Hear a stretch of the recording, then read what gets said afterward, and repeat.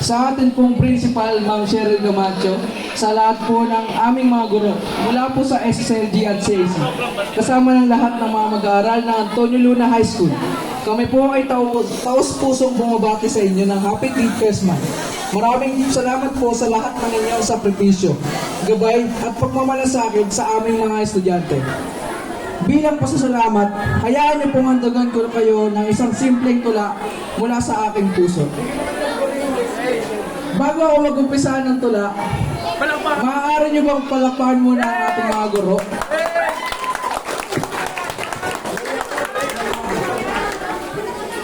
Minamahal naming guro, kulang ang salitang salamat sa inyong pangunawa at gabay na sa amin ay binibigay.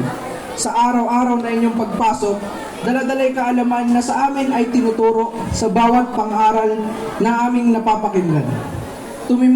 Tumamunawa sa aming mga puso at isipan. Isa kayong huwaran na lagi naming hahangaan, mananatili sa aming puso dalhin man kahit saan. Patawad sa mga panahong kami ay pasaway, sa mga panahong kayo ay di nabati sa aming pagdaan.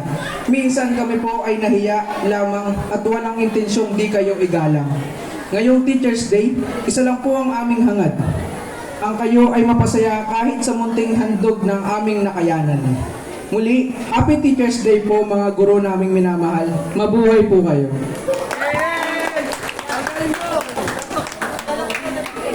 Okay, para po sa last, tinatawagan po lahat ng teacher dito po sa stage. Pagtapos mga estudyante, tapos picture tayo, tapos balik na po sa classroom. Okay po ba? Abilis na po. Mababa dito kayo lahat, please. Picture na with picture.